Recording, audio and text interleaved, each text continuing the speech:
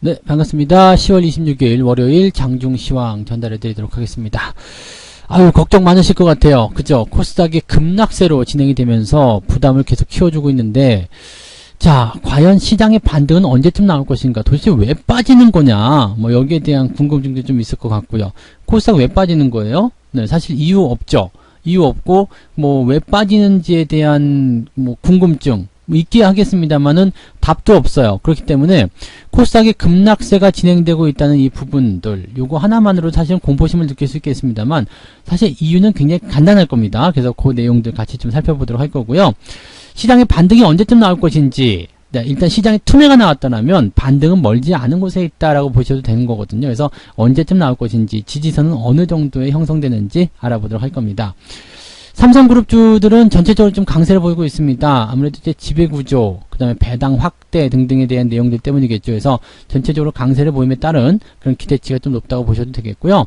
여기에 대해서 이제 또 최대 수혜주들은 어떤 것들이 있는지 거기에 대해서 같이 종합적으로 좀 알아보도록 하겠습니다. 자, 일단은 차트 보면서 시장을 먼저 좀 살펴보도록 하겠습니다. 종합주가지수는 0.02% 그냥 약보합 수준입니다. 뭐 플러스 나왔다가 마이너스 나왔다 하는데 뭐 큰 부담감 없는 것 같아요. 자, 이 내용들은 일단 삼성 쪽 움직임들이 좋기 때문일 것이다 라고 볼 수가 있겠죠. 그래서 뭐 삼성전자부터 해서 삼성물산 뭐 이런 쪽 분위기가 나오지 않았을까 생각되는데요. 삼성물산이 이제 가장 강한 상승 흐름을 보이고 있다라고 보셔야 되겠죠. 그래서 삼성물산이 이제 삼성의 그런 지금 현재 이건희 회장 별세에 따른 가장 큰 수혜주다라고 볼 수가 있겠죠. 수혜주들을 꼭 나열해 드린다라면 삼성물산이 첫 번째고요. 그 다음에 삼성생명 두 번째 되겠습니다. 그리고 삼성물산의 최대 주주로 있겠죠. 그 지분을 가지고 있는 KCC가 이제 거기에 이제 세 번째 수혜주가 될 거고요. 그리고 삼성 SDS가 이제 그 다음 수혜주가 될 겁니다. 그래서 삼성, 이건 한글로 써야 되군요. 삼성 SDS 이렇게, 네, 요게 이제 또 강세 흐름을 보이게 되는 그런 수혜주가 됩니다. 그래서 요 부분, 또 삼성전자도 지금 나쁘지 않아요. 네, 삼성전자, 그 다음에 삼성전자 우선주가 이제 조금 더 세겠죠. 네, 요런 형태. 왜냐면 배당을 확대해줘야 되기 때문에 이렇게 되어 있고요. 삼성 바이오로직스도요. 일단 뭐 매각에 대한 이슈가 나올 수밖에 없기 때문에 흐름적인 부분에서는 뭐 약세 흐름으로 가진 않겠고요. 그냥 뭐 포함되어 있다? 그런 정도로만 느낌을 좀 가져가시면 되겠습니다. 그래서 이렇게 대체적으로 삼성 종목군들이 버텨주는 상황이 벌어지다 보니까 이제 코스피 지수는 유지가 잘 되는 거죠. 이제 시가총액 상위권 종목들의 움직임들이 탄탄하게 잘 버텨졌다 이렇게 얘기가 되는 거고, 또 삼성 쪽에서 움직임이 좋게 나온다, 그룹 쪽에서 움직임이 좋게 나온다라고 된다면 외국인들의 매수도 같이 들어올 수 있는 부분이라서 오늘같이 조금 변동성이 생긴다라고 생각되는 그런 장에서도 외국인들 수급은 양호하다라고 보시면 될 것 같아요. 다만 이제 코스닥 쪽에서 움직임이 좀 안 좋게 나왔기 때문에 그 부분이 좀 부담이겠죠. 그래서 삼성 같은 경우는 이제 최대 수혜주들은 삼성물산 이렇게 보시면 되고요. 삼성그룹 쪽도 지금 보시면 ETF 쪽에서도 강세 보이고 있습니다. 이제 그룹주의 기초자산이 다 삼성으로 포함되어 있기 때문에 아마 그렇게 나올 것이다 보시면 되겠고요. 삼성전자 본주든 또는 우선주든 이런 종목들도 꾸준하게 가져갈 수 있는 어떤 배경이 만들어져 있다. 그래서 시장에게는 뭐 나쁜 소식은 아닐 것 같아요. 일단 코스피 시장 쪽에 집중될 수 있는 분위기가 형성되었다. 이렇게 판단하시면 될 것 같고요. 문제는 이제 코스닥입니다. 코스닥이 이제 주가를 좀 많이 떨어졌습니다. 2%대. 지금 아까 장중에는 2.5%까지 빠졌는데 조금 올라온 모습이죠. 이 분봉상에서 체크를 해보게 되면은 이제 반등에 대한 실마리가 조금 보이고 있어요. 아침 나절에 보이지 않았었던 그런 골든크로스가 지금 나타나기 시작했기 때문에 기술적인 부분에서의 어떤 단기 반등 정도는 우리가 예상해 볼 수 있지 않겠는가라고 판단이 되고 있고요. 또 시간적인 부분도 그렇죠. 오전 내내 팔아먹었다라면 오후에는 조금 사들여야 되는 입장이지 않겠느냐 이렇게 보여지는 부분입니다. 코스닥 같은 경우는 지지선 라인대가 일단은 800포인트 정도 수준이고요. 또 아래쪽 지지 라인대는 지금 790 정도 형성이 되어 있습니다. 그래서 지금 자리에서 지지가 돼도 괜찮고요. 여기서 조금 더 밀리게 된다라면 아래쪽에 조금 두꺼운 지지가 750부터 형성되고 있습니다. 그래서 최악의 상황이라면은 주가가 이렇게 750포인트까지 하락하면서 분위기를 조금 더 나쁘게 만들 수도 있겠죠. 즉 오늘 투매라면 또 이 투매에 대한 국면이 조금 더 분위기를 나쁘게 연결시킨다라면 추가 하락도 예상을 해볼 수 있는 구간이긴 합니다.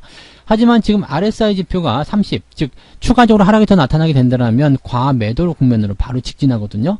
과매도 상황이 벌어지게 된다면 시장에는 일단 매수가 들어올 수밖에 없어요. 매수가 들어오면서 주가를 밀어 올리는 형태가 만들어지게 될 겁니다. 아직까지는 오후에 투매가 더 연결될 것인지 아닌지에 대한 부분은 확실치 않습니다만 현재 수급 동향을 살펴본다라면 투매가 나온다기보다도 약간 지지를 해주려는 움직임이거나 단기 반등 그렇게 나올 것 같아요. 그래서 밀리더라도 내일 조금 더 밀리지 오늘 이 정도 수준에서 더 밀린다는 관점들은 좀 없을 것 같아요. 왜냐하면 명분이 없어요. 지금 시장에서 나타날 수 있는 재료들은 미국 시장에 있는 재료들 그 정도가 이제 가장 큰 악재라고 보셔야 되는데 대선에 대한 어떤 불확실성 이거는 대선 전까지 계속 나올 수밖에 없는 부분이고요. 그 외에 경제 지표라든지 기타 경제 상황들 이런 것도 다 긍정적으로 예정이 되어 있거든요. 그래서 현재 부담을 줄 만한 내용들은 별로 없을 것 같고 오히려 미국 시장이 올라가면서 시장을 빠르게 반등시킬 수 있는 그런 조건이 되지 않을까 싶기도 합니다. 그래서 그런 내용이고요. 다만 이제 조금 걱정스러운 부분들은 이제 3억 대주주 그 부분에 대한 내용들이 이제 개인 투자자들 계속 시장에서 몰아내고 있다 이런 느낌을 주는 거죠. 그러니까 개인 투자자들이 투자하기 좀 어려운 환경, 자꾸 매도를 하게끔 만드는 그런 환경을 만들고 있고 그 자리를 외국인이나 기관들이 자꾸 메워가려고 하는 움직임을 보이고 있다는 얘기죠. 이거 굉장히 좀 우리 입장에서는 열받는 일이기도 하고요. 좀 짜증나고 화나는 일이기도 합니다. 그래서 왜 이렇게 하고 있는지 그 부분에 대해서 굉장히 의아한 부분이기도 하죠. 사실은 개인 투자자들 입장에서는 시장에 계속 참여를 해주면서 시장을 끌어올려줄 필요가 있는데 그것을 굳이 막아내고 외국인들을 끌어당겨야 되는 이유가 뭐가 있을까? 아무래도 이제 내년도에서 공매도 거기에 미리 대비하라 뭐 이런 식의 어떤 배려가 아닐까 싶기도 한데요. 외국인들을 배려해줘야 되는 입장이 뭐가 있을까? 글쎄요 라는 생각이죠. 사실 자본시장에서는 외국인 자금들이 들어와서 시장을 조금 더 탄탄하게 해주거나 더 끌어올려주는 경우들이 많이 있습니다만 굳이 지금 같은 상황에서 이렇게 해야 되나? 라는 생각도 조금 해봅니다. 그리고 대주주 요건에 대한 부분들은 뭔가 조금 칼질을 해야 되지 않겠느냐 이렇게 생각을 계속 해보고 있는데 이 원성을 다 들으면서 그냥 진행을 하게 된다?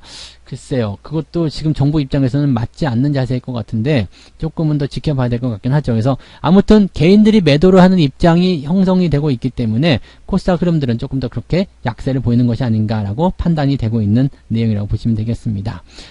자, 수급 동향 잠깐 보도록 합니다. 자, 수급 동향을 조금 살펴보게 되면 일단 코스피 쪽에서는 외국인들 수급이 긍정적으로 전환이 되고 있습니다. 그래서 뭐 하이닉스라든지 삼성전자 이런 종목들 입장에서는 뭐 나쁘지 않은 흐름도 계속 이어가고 있는 것 같아요. 그래서 꾸준하게 보유 관점도 유지하시거나 뭐 조금씩 더 사시거나 뭐 그런 관점은 나쁘지 않다고 생각해요. 그래서 유지를 잘 해주시는 거 그런 전략이 굉장히 중요하겠고요. 뭐 코스닥 쪽의 종목들 작은 종목들 개별 종목들 같은 경우는 변동성이 뭐 2% 3%씩 나올 수도 있겠습니다만 오늘 시장 상황 그 다음에 오후에 조금 지지가 될 것 같은 상황을 본다라면 그냥 참고 견뎌내 주시는 게 훨씬 더 유리하지 않을까라고 판단이 됩니다. 수급이 순매수로 들어가서 분위기 방향성만 잡아준다라면 더 쨍겨 올라갈 수도 있습니다. 그래서 더 끌고 올라가게 된다라면은 시장 분위기가 플러스로 더 확장이 될 수 있겠고요. 대형주 위주의 포지션들이 더 좋아질 수가 있겠죠. 일단 외국인들 매매가 들어온다는 부분들이 여기서는 이제 긍정적으로 판단해 볼 수 있는 내용이겠죠.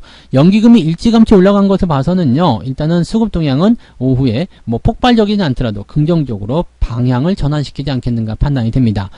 다만 이 코스닥 쪽에 보시면 투신 쪽 매도가 260억이거든요. 투신 매도가 지금 계속 늘어나고 있는 형태의 모습 보이고 있어요. 그래서 이 투신 매도 같은 경우는 개인들 매도로 포함을 시켜야 되거든요. 그래서 실질적으로 이제 이 개인 매도가 늘어나고 있다. 이런 모양새가 나타나고 있고요. 기관적 매도는 이제 투신 매도가 가장 크게 나타나고 있다. 크게 잡히고 있다 보시면 되겠고 외국인들도 지금 매도를 좀 줄여가고 있는 상황이긴 하거든요. 그래서 실질적으로 이제 개인들을 몰아내고 외국인들에게 뭔가 장을 열어주는 그런 움직임들이 계속 포착이 되고 있다. 뭔가 조금 찝찝한 그런 느낌이죠. 그래서 뭐 어쩔 수 없어요. 근데 이런 상황으로 시장이 변하고 있다라면 우리는 어떻게 해요? 외국인들이 선호하는 종목들 위주로 종목군들을 구성해야 되겠죠.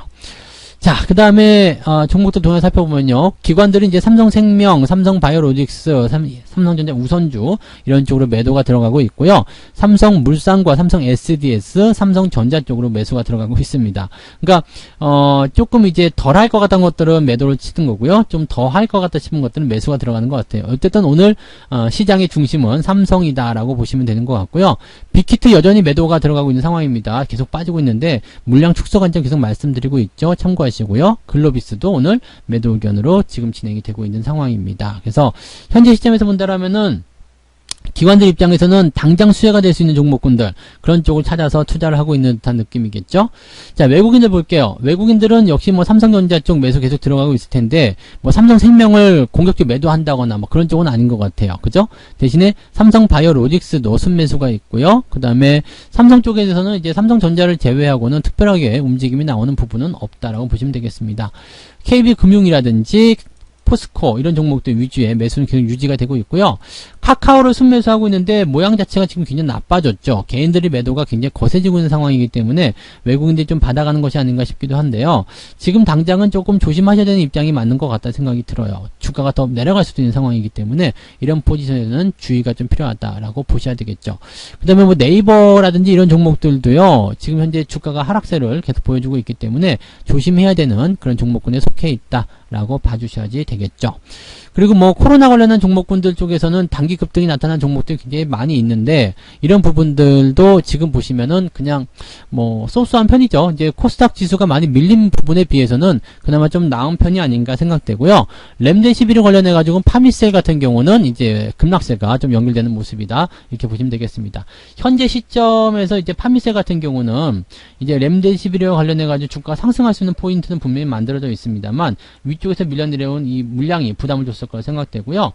이제 지지선에 대한 역할은 여기 17,000원대에서 또 역할을 만들어내겠죠. 그래서 여기서 이제 뭐 다시 올라갈 것인지 내려갈 것인지 된 부분들은 조금 더 생각하셔야 될 것 같습니다.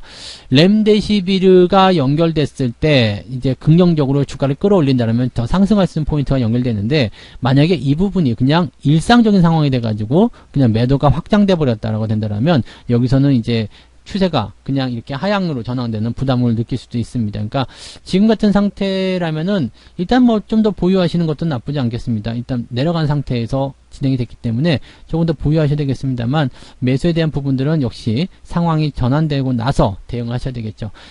자, 그 다음에 뭐 종목들에 대한 전략도 중요하겠습니다만은 코스닥 시장이 얼마만큼 빠르게 반등할 것이냐가 더 중요할 것 같아요. 그래서 종목들 가지고 계시는 전략들은요. 일단 지수, 네, 중소형주 다 포함됩니다. 거래소 쪽이라고 해서 포함이 안 되는 게 아니라요.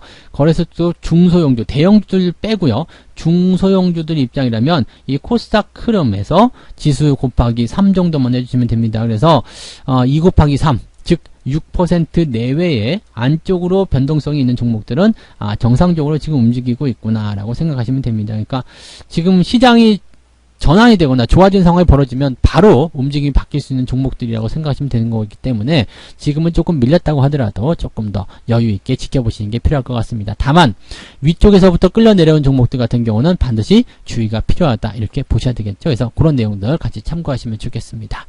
자, 오늘 장중추앙 여기서 마무리 짓고요. 오늘 시장 마무리 어떻게 잘 되는지 잘 확인하신 다음에 마감 시황에서 다시 또 이야기 해드리도록 하겠습니다. 오늘 장은 일단 버티기 잘 해주시는 게 가장 중요한 전략이다라는 거 강조드리면서 마무리 짓도록 하겠습니다. 마감 시황 때 뵙겠습니다. 고맙습니다. 본 방송에서 제공되는 모든 정보는 투자 판단의 참고 자료이며 투자의 최종 책임은 본 방송을 이용하는 본인에게 있습니다.